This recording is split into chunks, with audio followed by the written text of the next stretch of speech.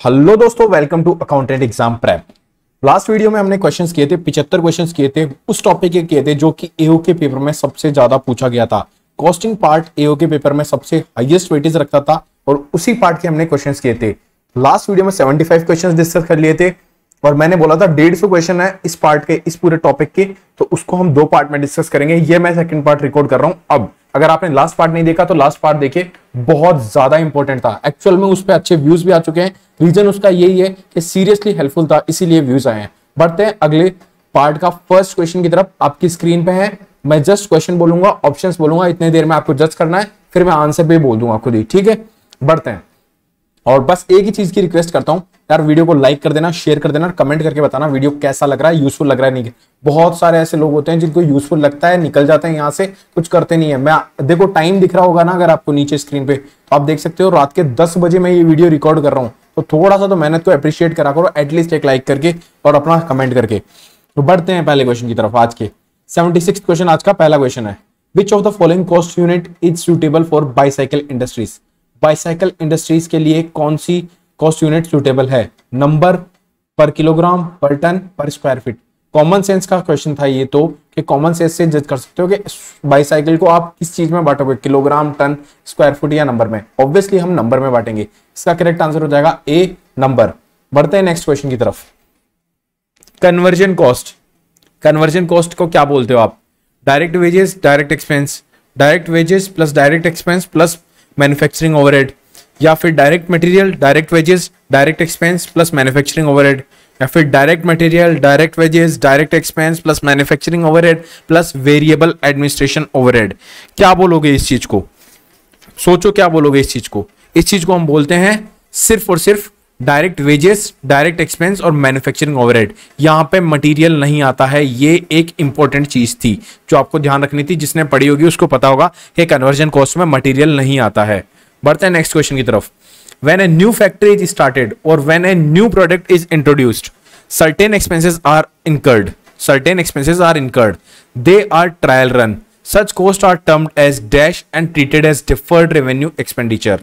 तो आपने क्वेश्चन समझ लिया होगा आराम से कि जब भी कोई न्यू फैक्ट्री स्टार्ट होती है और न्यू प्रोडक्ट लॉन्च होता है तब कुछ एक्सपेंसेस इनकर करे जाते हैं, उनको बोलते हैं ट्रायल रन्स, मतलब these are trial runs. Such cost, उस कॉस्ट के टर्म उसको क्या बोलेंगे हम, ठीक है। तो ऑप्शन है pre production cost, preliminary expenses, prepaid cost या कैपिटल लॉस। इस चीज को आप क्या बोलोगे? इस चीज को हम बोलेंगे प्री प्रोडक्शन कॉस्ट। ए इसका करेक्ट आंसर है। सारे आंसर्स 99.999% सही बताऊंगा मैं।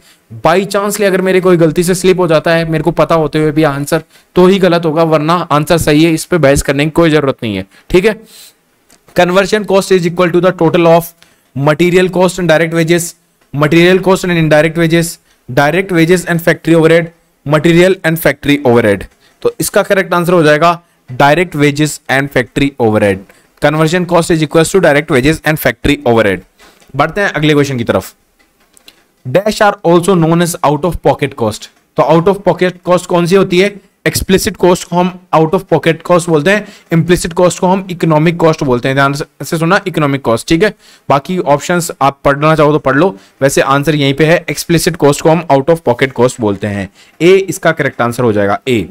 बढ़ते हैं अगले क्वेश्चन की तरफ। डैश, एक second, dash are the cost which have been created by a decision that was made in past and cannot be changed by any decision that will be made in future। कोई ऐसी coast है जो हमने past में करी है लेकिन उसको चेंज नहीं कर सकते कोई भी फ्यूचरिस्टिक डिसीजन लेने के बाद, तो उसको उसको क्या बोलोगे? संक कॉस्ट बोलोगे, हिस्टोरिकल कॉस्ट बोलोगे, पास्ट कॉस्ट बोलोगे या ऑल ऑफ द अबव बोलोगे? उस कॉस्ट को हम बोलेंगे संक कॉस्ट भी बोलेंगे, उस चीज को हम हिस्टोरिकल कॉस्ट भी बोलेंगे, उसको पास्ट कॉस्ट भी बोलेंगे उसको। और इसका मतलब हो जाता है कि जब तीनों बोलेंगे तो ये ऑप्शन यहाँ पे इसका करेक्ट आंसर हो जाता है। 81 का डी आंसर है। बढ़ते हैं नेक्स्ट क्वेश्चन की तरफ।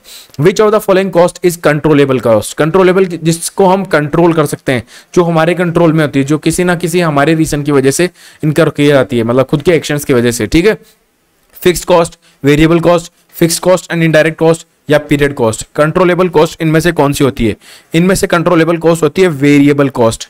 वेरिएबल कॉस्ट को आप कंट्रोल कर सकते हो, बी इसका करेक्ट आंसर है। बढ़ते हैं नेक्स्ट क्वेश्चन की तरफ। एक सेकेंड क्वेश्चंस कौन से हैं ये? कॉस्ट यूनिट, वेरिएबल कॉस्ट, अपन ने ये क्वेश्चन कर ही लिया।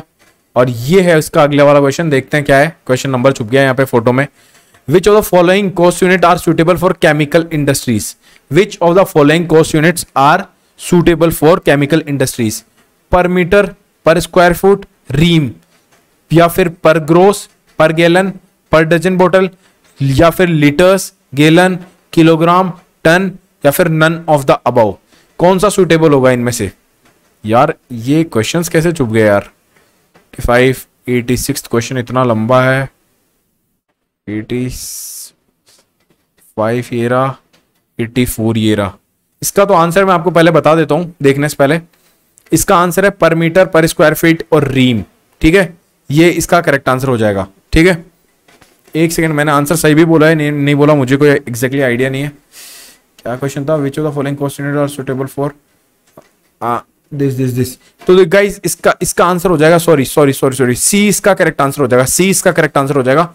मैं थोड़ा सा नीचे देखने के चक्कर में ये गड़बड़ कर गया। सी इसका करेक्ट आंसर हो जाएगा। ये आंसर इसका करेक्ट है। ठीक है, बढ़ते हैं नेक्स्ट क्वेश्चन की तरफ। Dash is normally incurred at a given level of output in the conditions in which that level of output is achieved? Normal cost, abnormal cost, process cost, या all of the above? इसका correct answer हो जाएगा normal cost. ठीक है, बढ़ते हैं next question की तरफ। A company is intended, एक सेकेंड, 85th क्वेश्चन है। ठीक है, a company intends to rearrange production facility of future cost are under dash, under item of cost, direct material cost, proposed rearrangement with reference to the above data, which cost is relevant for the company? मैं देख रहा था कहीं practical question तो नहीं आ गया है कोई बड़ा वाला जिसको हमें सॉल्यूशन करना पड़े, तो वो नहीं होना चाहिए इसमें। ठीक है, हम थ्योरी बेस्ड क्वेश्चन कर रहे हैं, तो आप एक बार देख लेना क्वेश्चन क्या है। Direct material per unit existing इतना है, ये इतना है, प्रपोज ये होना, रीअरेंजमेंट ये होना है, तो आप इसको डिवाइड कर देना, आपको पता चल जाएगा, सारा आंसर समझ में आ जाएगा। ठीक है, with reference to which cost is relevant cost for the company? कौन सी कॉस्ट रिलेवेंट है कंपनी के लिए? इनमें से डायरेक्ट लेबर कॉस्ट यहाँ पे रिलेवेंट हो जाएगी। देखो पता ऐसे चल रहा है क्योंकि यहाँ पे डायरेक्ट मटेरियल कॉस्ट को हम कंसिडर नहीं करते, डायरेक्ट लेबर कॉस्ट को हम रिलेवेंट कंसिडर करते हैं। ठीक है, बढ़ते हैं नेक्स्ट क्वेश्चन की तरफ। थोड़ा सा होचपोच हो गया यार मामला यार, पीडीएफ में मेरे को पता नहीं था क्या हुआ क्या नहीं हुआ, लेकिन ठीक है। According to CIMA cost and institute of management accountant, a cost which can be influenced by its budget holder is known as controllable cost, notional cost, uncontrollable cost या fixed cost? क्या बोलोगे जो बजट होल्डर्स कंट्रोल कर सकते हैं उस cost को हम बोलेंगे कंट्रोलेबल कॉस्ट। ए इसका करेक्ट आंसर हो जाएगा। बढ़ते हैं नेक्स्ट क्वेश्चन की तरफ। Dash is any subunit of an organization to which both revenues and costs are assigned so that the responsibility of a subunit may be measured, so that the responsibility of a subunit may be measured। ठीक है, to which both revenue and cost are assigned, तो उसको क्या बोलोगे? Profit centre, cost centre, process cost centre या investment centre? इस चीज को हम बोलते हैं प्रॉफिट सेंटर। ठीक है, to which both revenue and costs are assigned। बढ़ते हैं नेक्स्ट क्वेश्चन की तरफ। Dash are not recorded in books of accounts, implicit cost, explicit cost, sunk cost या ऑल ऑफ द अबव? कौन सी कॉस्ट है जो बुक्स ऑफ अकाउंट्स में रिकॉर्ड नहीं होती है? वो होती है इम्प्लिसिट कॉस्ट। ठीक है, ए इसका करेक्ट आंसर हो जाएगा। अगला क्वेश्चन है which of the following cost unit is not used by the organisation in case in providing services? कौन सी cost unit organisation in case in providing service वाली में यूज नहीं होती है? Ton kilometre, passenger kilometre, kilowatt hour या per metre? कौन सी नहीं होती है ये बताना आपको। तो पर मीटर यूज नहीं होती है जो भी सर्विस प्रोवाइड करती है, किलोवाट आवर यूज होते हैं, पैसेंजर किलोमीटर यूज होता है, टन किलोमीटर भी यूज होता है, पर मीटर यूज नहीं होता है। ठीक है, डी इसका करेक्ट आंसर हो जाएगा। बढ़ते हैं नेक्स्ट क्वेश्चन की तरफ। Product cost are fixed in nature, related to period, hence also known as indirect cost या not controllable, also known as direct cost? Product cost को हम क्या बोलते हैं? ठीक है, प्रोडक्ट कॉस्ट आपकी कहलाती है also known as direct cost. D इसका करेक्ट आंसर हो जाएगा। बढ़ते हैं नेक्स्ट क्वेश्चन की तरफ। Dash is an unusual or typical cost whose occurrence is usually irregular and unexpected? कौन सी टिपिकल कॉस्ट होती है जिसका अकरेंस यूजुअली इरेगुलर होता है, मतलब रेगुलर इंटरवल पे अकर नहीं होती, और अनएक्सपेक्टेड होता है? उसको क्या बोलेंगे? Normal cost, abnormal cost, budgeted cost या ऑल ऑफ द अबव? उस चीज को हम बोलेंगे अबनॉर्मल कॉस्ट। ठीक है, अबनॉर्मल कॉस्ट बोलते हैं उसको। ठीक है, बढ़ते हैं नेक्स्ट क्वेश्चन की तरफ। In which of the following industries contract costing is used? Ship building, nursing home, textile mills या बाईसाइकिल? तो कौन से में कॉन्ट्रैक्ट कॉस्टिंग यूज होगा? कॉन्ट्रैक्ट कॉस्टिंग यूज होगा शिप बिल्डिंग में। शिप बिल्डिंग करने का एक कॉन्ट्रैक्ट दिया होगा तो उस चीज को हम बोलते हैं कॉन्ट्रैक्ट कॉस्टिंग। ठीक है, बढ़ते हैं नेक्स्ट क्वेश्चन की तरफ। 100 क्वेश्चन पे पहुंच चुके हैं। इस बात पे एक लाइक हो जानी चाहिए आपकी तरफ से। तो क्वेश्चन यहाँ पे साफ दिख रहा है क्या? ओ यार ये क्या हो रहा है यार, एक सेकंड यार, कुछ गड़बड़ हो गई है, बहुत अच्छी वाली गड़बड़ हो गई है, मुझे समझ में नहीं आ रहा क्या हो गया। Dash is available cost of unit of product cost which should be avoided if that unit was not produced or provided. Differential cost, incremental cost, replacement cost, marginal cost. इसका तो आंसर हो जाएगा marginal cost। अगर आपने मेरे साथ answer पढ़ा होगा तो, क्वेश्चन पढ़ा होगा तो ये है, dash are the cost incurred in relation to the temporary closing or a department division enterprises। तो क्या होगी? Cost incurred in relation to the temporary closing of a department, startup cost, shutdown cost, temporary cost, relevant cost. देखते हैं आगे क्या हुआ था, but है ना हम इस वीडियो को रोकेंगे नहीं यार, क्योंकि टाइम कम बचा है। मैं बार बार में इस चीज का रीटेक नहीं ले सकता। उस चीज को हम बोलते हैं shutdown cost. Shutdown cost are incurred in relation to the temporary closing और a department division of an enterprises. ठीक है, बढ़ते हैं नेक्स्ट क्वेश्चन की तरफ। Cost which are ascertained after they have been incurred are also known as imputed cost, sunk cost, historical cost, opportunity cost. कौन सी cost पूछिए? Which are ascertained after they have been incurred. तो हमने पहले भी एक क्वेश्चन ऐसा किया था जिसमें हमने देखा था हिस्टोरिकल कॉस्ट को ये चीज को बोलते हैं जो आफ्टर इवेंट हो जाता है उसके बाद आकर होती है। ठीक है, हिस्टोरिकल कॉस्ट। ठीक है, 95 का सी आंसर है। बढ़ते हैं नेक्स्ट क्वेश्चन की तरफ। Prime cost plus variable overhead is known as, prime cost plus variable overhead is known as production cost, marginal cost, total cost, cost of sales. जिसको भी कॉस्ट शीट आती है ना वो समझ गया होगा आंसर क्या होगा। आंसर होगा प्रोडक्शन कॉस्ट। ए इसका करेक्ट आंसर हो जाएगा। बढ़ते हैं नेक्स्ट क्वेश्चन की तरफ। 97 notional cost are considered in, notional cost किस में कंसीडर करी जाएगी? Financial accounting, cost accounting, both A and B, neither A and B. तो फाइनेंशियल कॉस्ट किस में कंसीडर करी जाएगी? फाइनेंशियल कॉस्ट, नोशनल कॉस्ट किस में कंसीडर करी जाएगी? कॉस्ट अकाउंटिंग में कंसीडर करी जाएगी। बढ़ते हैं नेक्स्ट क्वेश्चन की तरफ। Cost that changes in response to alternative course of actions are called relevant cost, differential cost, target cost, sunk cost. कौन सी कॉस्ट बोलेंगे इस चीज को? उस चीज को हम बोलेंगे डिफरेंशियल कॉस्ट। ठीक है, डिफरेंशियल कॉस्ट उसका करेक्ट आंसर हो जाएगा। विच of the following method of costing is suitable for interior decoration? Interior decoration के लिए कौन सा कॉस्टिंग मेथड सुटेबल है? ठीक है, job costing, operation costing, multiple costing, batch costing. कौन सा मेथड सुटेबल है? तो उस चीज के लिए सुटेबल मेथड है यहाँ पे जॉब कॉस्टिंग। जॉब कॉस्टिंग इसका करेक्ट आंसर हो जाएगा। Dash are also known as accounting cost. ठीक है, एक second. Dash are also known as accounting cost, explicit cost, implicit cost, notional cost या अपॉर्चुनिटी कॉस्ट। कौन सी कॉस्ट को हम अकाउंटिंग कॉस्ट बोलेंगे? तो वो बोलते हैं हम एक्सप्लिसिट कॉस्ट को हम अकाउंटिंग कॉस्ट बोलते हैं। बढ़ते हैं नेक्स्ट क्वेश्चन की तरफ। Indirect cost are known as variable cost, fixed cost, overheads या none of the above. Indirect cost को आप क्या बोलते हो? ओवरहेड्स बोलते हैं। आप सबको पता होगा, आपने पढ़ा होगा तो ओवरहेड्स बोलते हैं। बढ़ते हैं नेक्स्ट क्वेश्चन की तरफ।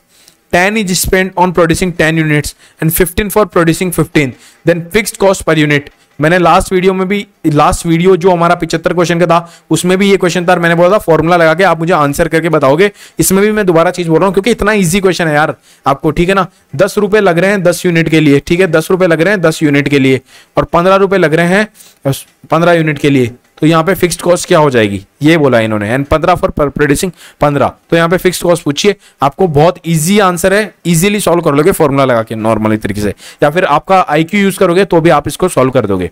बढ़ते हैं नेक्स्ट क्वेश्चन की तरफ। The main difference between profit centre and investment centre is, profit centre और इन्वेस्टमेंट सेंटर में क्या डिफरेंस होता है? मेन डिफरेंस डिसीजन मेकिंग का होता है, रेवेन्यू जनरेशन का होता है, कॉस्ट इनकरेंस का होता है या इन्वेस्टमेंट का होता है? कौन सा होता है? ये होता है डिसीजन मेकिंग का होता है। प्रॉफिट सेंटर और इन्वेस्टमेंट सेंटर में जो मेन डिफरेंस होता है वो होता है डिसीजन मेकिंग का। बढ़ते हैं नेक्स्ट क्वेश्चन की तरफ। A division of company which produces and market the product can be called as, a division of company which produces and market the product of company can be called as profit center, process center, service center या investment center। क्या होगा ये होता है profit centre. क्या बोलते हैं उसको? प्रॉफिट सेंटर बोलते हैं। ठीक है, बढ़ते हैं नेक्स्ट क्वेश्चन की तरफ। विच of the following is not a relevant cost? कौन सी कॉस्ट रिलेवेंट नहीं होती है? कौन सी कॉस्ट नहीं होती? संक कॉस्ट जो होती है ना, संक कॉस्ट ना ही वो रिलेवेंट होती है, ना ही वो डिसीजन मेकिंग के काम में आती है। Not relevant for decision making, और वो ही कॉस्ट इररिलेवेंट होती है। ठीक है, तो कोई भी पूछ लिया ना कौन सी कॉस्ट इररिलेवेंट है तो वो हो जाएगी संक कॉस्ट। कौन सी कॉस्ट डिसीजन मेकिंग में काम में नहीं आती तो वो हो जाती है संक कॉस्ट। ठीक है, तो आपको ये चीज ध्यान रखनी पड़ती है। तो इसका करेक्ट आंसर हो जाएगा संक कॉस्ट, ठीक है, बी इसका करेक्ट आंसर हो जाएगा। बढ़ते हैं नेक्स्ट क्वेश्चन की तरफ। विच of the following is linked with the calculation of cost of inventories, कौन सा इनमें कैलकुलेशन ऑफ इन्वेंट्रीज कैलकुलेट, जब इन्वेंट्रीज कैलकुलेट करते हैं उसके साथ कौन सा लिंक्ड है? Product cost, period cost, both period product cost and period cost, या हिस्टोरिकल कॉस्ट? तो यहां पे इसका करेक्ट आंसर है product cost calculation of inventories में काम में आता है, ठीक है। बढ़ते हैं नेक्स्ट क्वेश्चन की तरफ। All of the following are feature of a relevant cost except कौन, कोई तीन तो फीचर्स है रिलेवेंट कॉस्ट के, लेकिन एक कोई इनमें से फीचर नहीं है, तो हमें वो आइडेंटिफाई करना है। तो देखते हैं। They affect the future cost, they cause an increment in cost, relevant cost is a sunk cost, they affect the future cash flow. तो बताओ इसका करेक्ट आंसर क्या होगा? इसका करेक्ट आंसर है कि relevant cost is a sunk cost. अभी अपन ने थोड़ी देर पहले ऊपर एक क्वेश्चन किया था जिसमें अपन ने देखा था कि कौन सी कॉस्ट रिलेवेंट नहीं है, तो संक कॉस्ट रिलेवेंट नहीं होती है, ठीक है। तो ये चीज इस पे ये इसका करेक्ट आंसर हो जाता है। बढ़ता है नेक्स्ट क्वेश्चन की तरफ। विच of the following method of costing is suitable for airline company, कौन सा method of costing airline company पे सुटेबल हो, ठीक है। Job costing, operating costing, multiple costing, batch costing.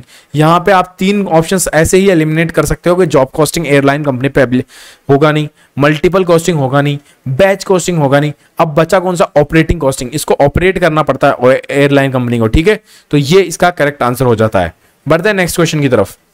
एक सेकेंड, नेक्स्ट क्वेश्चन कहां पे दे देगा? Which of the following statement is true about relevant cost, ठीक है। Is true about relevant cost, ठीक है। It is sunk cost, it is an opportunity cost, it does not affect the decision making process, या all cost are relevant cost. कौन सा इनमें से correct answer होगा guys? It is an opportunity cost, ठीक है। रिलेवेंट कॉस्ट इनमें से जो भी है ना, ये जितनी बता रखी है ना, उन सब में से कौन सा होगा? It is an opportunity cost, ठीक है। बढ़ते हैं नेक्स्ट क्वेश्चन की तरफ। 110वां क्वेश्चन है ये हमारा। The cost of electricity bill of the factory is treated as, electricity bill को आप क्या ट्रीट करोगे? फिक्स्ड कॉस्ट ट्रीट करोगे, वेरिएबल कॉस्ट ट्रीट करोगे, स्टेप कॉस्ट ट्रीट करोगे, या सेमी वेरिएबल कॉस्ट ट्रीट करोगे? इस चीज को हम ट्रीट करते हैं सेमी वेरिएबल कॉस्ट ट्रीट करते हैं। सेमी वेरिएबल क्यों करते हैं? कि उसमें है ना हमारा एक निश्चित शुल्क भी आता है जो शायद 475 रुपए लगता है, कितना रुपए लगता है पता नहीं, मुझे आइडिया नहीं है। आप सबको पता होगा कि जब भी इलेक्ट्रिसिटी बिल आता है ना, तो इसमें एक फिक्स्ड खर्चा जुड़ के आता है कि ये फिक्स्ड खर्चा है और इस बार ये यूनिट आपने जितना कंज्यूम किया है उसका इतना है, और उसके ऊपर से कुछ अलग अलग चार्जेस लग के आते हैं, ठीक है। तो ऐसे बनता है इलेक्ट्रिसिटी बिल। तो यहाँ पे फिक्स्ड खर्चा भी होता है, वेरिएबल भी होता है, तो ये हो जाता है सेमी वेरिएबल कॉस्ट, ठीक है। बढ़ते हैं नेक्स्ट क्वेश्चन की तरफ। A firm uses its own capital और uses its owners time and financial resources, both are example of implicit cost, explicit cost, sunk cost, relevant cost. इसका क्या होगा करेक्ट आंसर? सोचो, एक बार सोचो, ठीक है। इसका करेक्ट आंसर है इम्प्लिसिट कॉस्ट, ए इसका करेक्ट आंसर हो जाएगा। बढ़ते हैं नेक्स्ट क्वेश्चन की तरफ। Which of the following would be considered to be an investment center? इनमें से कौन सा इन्वेस्टमेंट सेंटर होगा, ठीक है। Managers have control over marketing, managers have a sales team, managers have a sales team and are given a credit control functions, managers can purchase capital assets and are given a credit control functions. तो देखो यहाँ पे पर capital asset को जो purchase कर सकता है ना, वो चीज इन्वेस्टमेंट सेंटर में कंसिडर करी जाएगी, ठीक है। डी इसका करेक्ट आंसर हो जाएगा गाइस। बढ़ते हैं नेक्स्ट क्वेश्चन की तरफ। The total cost incurred in the operation of business undertaking other than cost of manufacturing and production is known as, केवल जो देखो कोई टोटल कॉस्ट इनकर करी है बिजनेस अंडरटेकिंग ने, उसके में जो other than cost of manufacturing and production है, उस कॉस्ट को हम क्या बोलेंगे? Direct cost, variable cost, commercial cost, या conversion cost?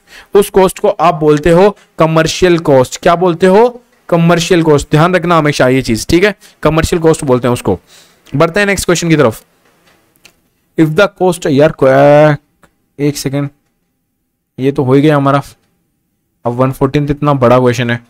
If cost are classified by nature then which of the following is the correct classification? Nature के हिसाब से क्लासिफाई करें तो कौन सी कॉस्ट करेक्ट यहाँ पे क्लासिफाई देर का है? Marginal cost, differential cost, opportunity cost, एक ही है, ये कौन सा है देखते हैं। Historical cost, pre determined cost, ये टाइम के हिसाब से, production cost, administration cost, selling cost, distribution cost, research and development cost, material, labour expense. तो यहाँ पे जो नेचर के हिसाब से जो कॉस्ट है ना, वो कॉस्ट है यहाँ पे मटीरियल, लेबर एंड एक्सपेंस, ठीक है। मटीरियल, लेबर एंड एक्सपेंस, ठीक है। ये है डायरेक्ट कॉस्ट है, ठीक है। मटीरियल, लेबर एंड एक्सपेंस, ये इसका करेक्ट आंसर है। बढ़ते हैं नेक्स्ट क्वेश्चन की तरफ। एक सेकेंड, कहां पे गया question? In decision making all cost already incurred in past should always be ignored, considered, partially ignored या पार्शियली कंसिडर्ड। ठीक है, तो इसका करेक्ट आंसर हो जाएगा, वैसे तो मैं बताऊंगा लेकिन एक बार दोबारा क्वेश्चन पढ़ लेते हैं। In decision making all cost already incurred in past should always be incurred, ignored, considered, partially ignored या फिर पार्शियली कंसिडर्ड। तो इसका करेक्ट आंसर हो जाएगा गाइस, इग्नोर करना चाहिए हमें उन कॉस्ट को जो ऑलरेडी इनकर हो चुकी है पास्ट में, उनका कोई रिलेवेंस नहीं होता डिसीजन मेकिंग में। बढ़ते हैं नेक्स्ट क्वेश्चन की तरफ। Cost accounting concepts includes all of the following except planning, controlling, sharing या फिर कॉस्टिंग। कि कॉस्ट अकाउंटिंग कंसेप्ट सब कुछ इंक्लूड करता है सिर्फ एक चीज को छोड़ के, तो कौन सी चीज इंक्लूड नहीं करता? तो प्लानिंग भी करता है, कंट्रोलिंग भी करता है, कॉस्टिंग भी करता है, शेयरिंग नहीं करता। शेयरिंग क्या होता है? शेयरिंग कुछ नहीं होता, शेयरिंग नहीं करता है ये चीज। तो सी इसका करेक्ट आंसर हो जाता। Which of the following statement is true about historical cost? सही स्टेटमेंट आइडेंटिफाई करना है हमें इसके लिए, हिस्टोरिकल कॉस्ट के लिए। It is always relevant to decision making, it is always irrelevant to decision making, it is always an opportunity cost, it is always the realisable value. तो यहाँ पे बी ऑप्शन जो है it is always irrelevant to decision making, ये इसका correct answer हो जाएगा। Irrelevant होती है हिस्टोरिकल कॉस्ट क्योंकि ये पास्ट में इनकर करी जा चुकी है। तो अभी हमने एक क्वेश्चन ऊपर पढ़ा था जो इसमें देखा था कि पास्ट में हुई ऑलरेडी इनकर्ड कॉस्ट क्या रिलेवेंट होती है क्या नहीं होती है वो रिलेवेंट। ठीक है, बढ़ते हैं अगले क्वेश्चन की तरफ। 118वां question. कॉलिंडरी defined dash as an activity for which separate measurement of cost is desired. Cost driver, cost center, cost object या profit center। कॉस्ट डरी ने कुछ डिफाइन किया जिसके लिए उसने बोला कि सेपरेट मेजरमेंट होना चाहिए ऑफ कॉस्ट डिजायर्ड। ठीक है, किसी भी एक्टिविटी को करने के लिए सेपरेट मेजरमेंट होना चाहिए। तो वो किसके लिए बोला था? उसने बोला था कॉस्ट ऑब्जेक्ट के लिए बोला था, कॉस्ट ऑब्जेक्ट के लिए। ठीक है, expenses such as rent and depreciation of building are shared by several departments. These are indirect expenses, direct expenses, joint expenses या फिर all of the above। क्या होगा इसका करेक्ट आंसर गाइस? इसका करेक्ट आंसर हो जाएगा इनडायरेक्ट एक्सपेंसेस, ए इसका correct answer हो जाएगा। बढ़ते हैं नेक्स्ट क्वेश्चन की तरफ। 120वां question. Period cost are expense when the product is sold, included in the cost of goods sold, related to specified period या नॉट एक्सपेंस्ड। पीरियड कॉस्ट क्या होती है? Related to a specified period. C इसका correct answer हो जाएगा। बढ़ते हैं next question की तरफ। All of the following compose cost of goods sold except raw material, labour, capital, factory overhead. इसका भी करेक्ट आंसर हो जाएगा कैपिटल। सी इसका करेक्ट आंसर हो जाएगा, सी इसका करेक्ट आंसर है। बढ़ते हैं नेक्स्ट क्वेश्चन की तरफ। एक सेकेंड। कैन बी इन्फ्लुएंस, ठीक है। Dash can be influenced by the actions of the executive heading the responsibility centre. तो कौन सी कॉस्ट है जिसको एग्जीक्यूटिव इन्फ्लुएंस कर सकता है? मैंने अभी थोड़ी देर पहले ही बताया था, जिसको हमारे एक्शन से हम कंट्रोल कर सकते हैं उसको हम बोलते हैं कंट्रोलेबल कॉस्ट। सी इसका करेक्ट आंसर हो जाएगा। बढ़ते हैं नेक्स्ट क्वेश्चन की तरफ। सीआईएमए डिफाइंस, एक सेकेंड, ये रहा question. CIMA defines as a production और सर्विस फंक्शन, एक्टिविटी और item of equipment whose cost may be attributed to cost unit. दोबारा पढ़ना है इसको। ए प्रोडक्शन और सर्विस फंक्शन, ए प्रोडक्शन और सर्विस फंक्शन, एक्टिविटी और आइटम ऑफ इक्विपमेंट उस cost may be attributed to cost unit. Cost unit में उसको एट्रीब्यूट कर सकते हैं, तो उसको क्या बोलेंगे? Cost driver, cost centre, investment centre, profit centre. उस चीज को आप क्या बोलोगे? उस चीज को आप बोलते हो कॉस्ट सेंटर। ठीक है, क्या बोलते हो? कॉस्ट सेंटर, जिसको आप अलोकेट कर सकते हो, एट्रीब्यूट कर सकते हो। ठीक है, कॉस्ट सेंटर बोलते हैं उसको। बढ़ते हैं नेक्स्ट क्वेश्चन की तरफ। अगला क्वेश्चन है, a segment of business that generates both revenue and cost is called profit centre. बोलने की जरूरत नहीं है, 2-3 बार क्वेश्चन रिपीट हो चुका है, इसीलिए डायरेक्टली आंसर बोल दिया है यहाँ पे। बढ़ते हैं नेक्स्ट क्वेश्चन की तरफ। What will be the impact of normal loss on overall price per unit? Normal loss का क्या इंपैक्ट होगा ओवरऑल प्राइस पर यूनिट पे? Per unit will increase, per unit cost will decrease, per unit cost remains unchanged, या फिर normal loss has no relation to the unit cost. क्या इसका correct answer होगा? आप मुझे बताओगे ये चीज। ठीक है, मैं बताऊंगा वैसे तो, लेकिन आप खुद जज करो एक बार क्या होगा। बहुत इजी क्वेश्चन है। पर यूनिट कॉस्ट विल इंक्रीज। बढ़ते हैं नेक्स्ट क्वेश्चन की तरफ। 126, A fixed cost dash may change in total when such change is not related to change in production. ये तो नहीं होगा, फिक्स्ड कॉस्ट चेंज नहीं होती है। Will not change in total because it is not related to change in production. देखते हैं, it is constant per unit for each unit of change in production. ठीक है, ये बात सही है। तो may change in total depending on the production, ये भी गलत हो गया। तो इसका करेक्ट आंसर आपको क्या देखने को मिला, will not change in total because it is not related to changes in production। B इसका करेक्ट आंसर है, ठीक है, बी इसका करेक्ट आंसर है। All of the following are the features of fixed cost except, सारे fixed cost के features है, बस कोई एक नहीं है, तो वो कौन सा नहीं है।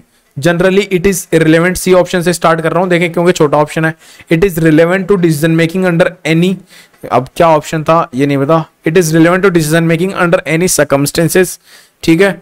एक ऑप्शन है all the fixed cost within a relevant range of activity level but are relevant to a decision making when it is avoidable, ठीक है।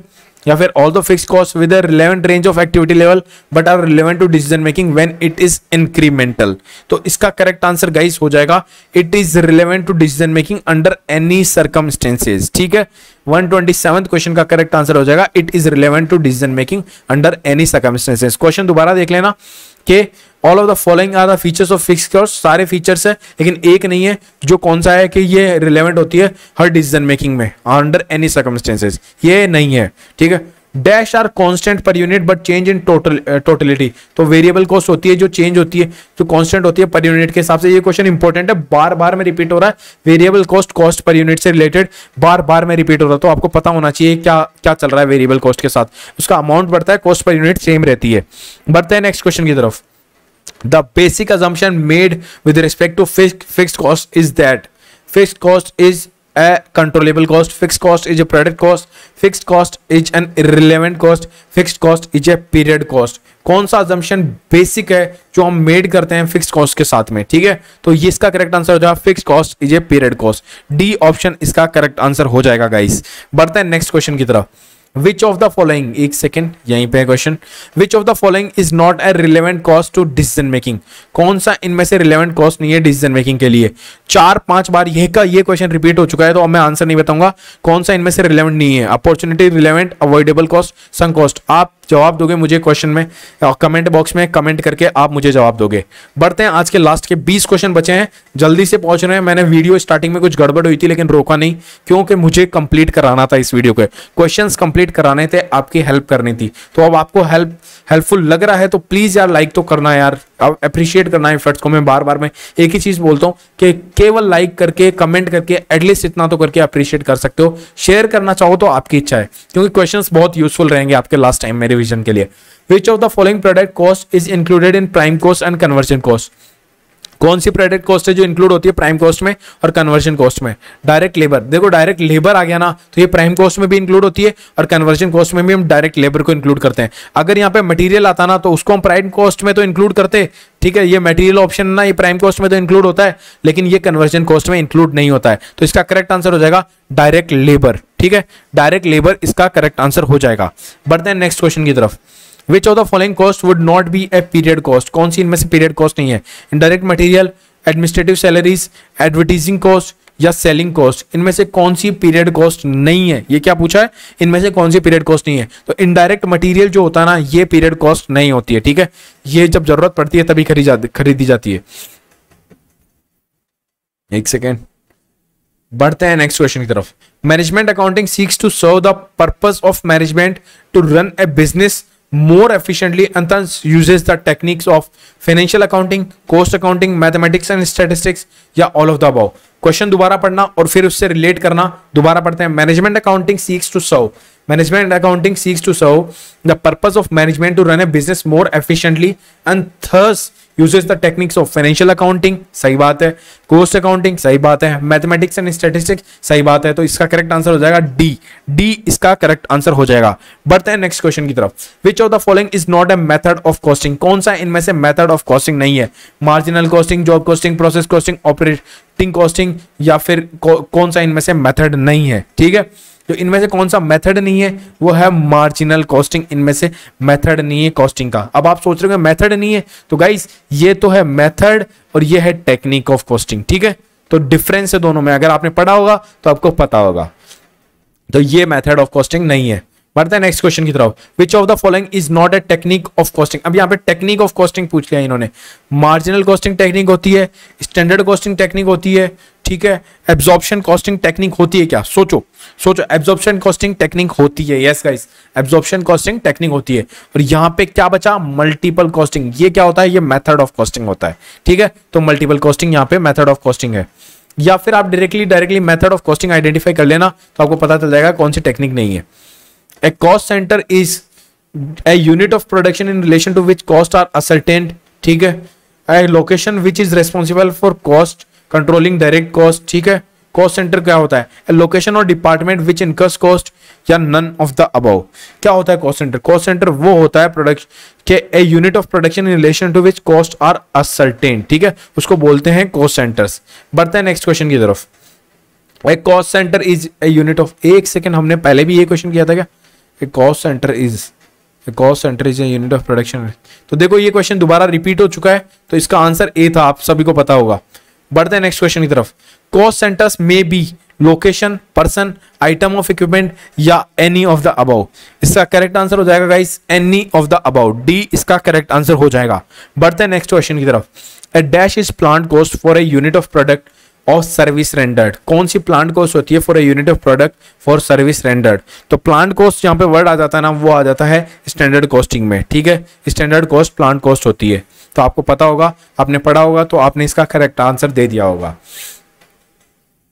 अगला क्वेश्चन है 140th।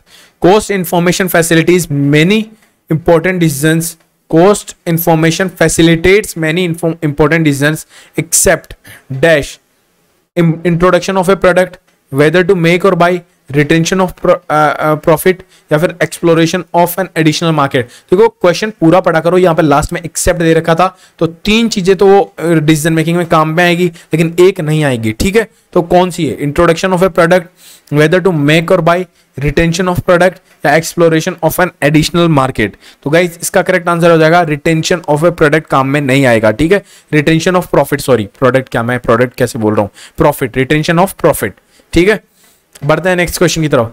Which cost will change with an increase in activity with in the relevant range. Which cost will change with an increase in activity, कौन सी cost है जो change होगी with increase in activity with in the relevant range. Unit fixed cost and total fixed cost, unit variable cost and total variable cost, unit fixed cost and total variable cost. यहाँ पे ये combination इनका perfect आ चुका है, ठीक है। 141 का क्या करेक्ट आंसर हो जाएगा, सी इसका करेक्ट आंसर हो जाएगा, सी इसका करेक्ट आंसर हो जाएगा। साथ में पढ़ते पढ़ते आप जज कर पा रहे होंगे कि आंसर क्या होगा। बढ़ते हैं नेक्स्ट क्वेश्चन की तरफ। Cost can be classified according to element, function, behaviour, all of the above. बिल्कुल सही बात है, ऑल ऑफ द अबव इसका करेक्ट आंसर है। इतना इजी क्वेश्चन है, इतने इजी क्वेश्चन आएंगे तो इजीली जज कर लोगे, ठीक है। बढ़ते हैं नेक्स्ट क्वेश्चन की तरफ। 143rd।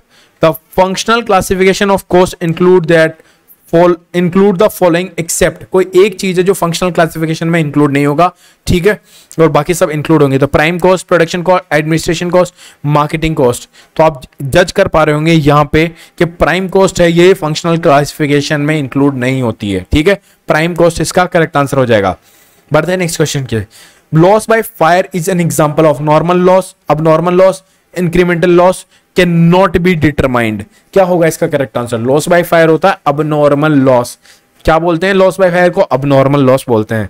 अगला क्वेश्चन है the measurable value of an alternative use of resources is referred to as dash.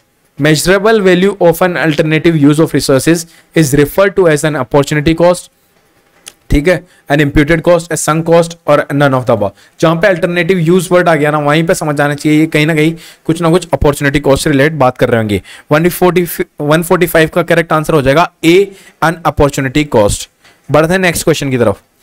A cost unit is dash the cost per machine hour, cost per labor hour, a unit of production or service in relation to which costs are ascertained, a measure of work output in standard hour। cost unit को क्या बोलोगे आप, ठीक है, cost unit को बोलेंगे हम a unit of production or service in relation to which cost are ascertained, a unit of production or service in relation to which cost is ascertained, ठीक है, सी इसका करेक्ट आंसर हो जाएगा। विच of the following is not an example of semi variable cost.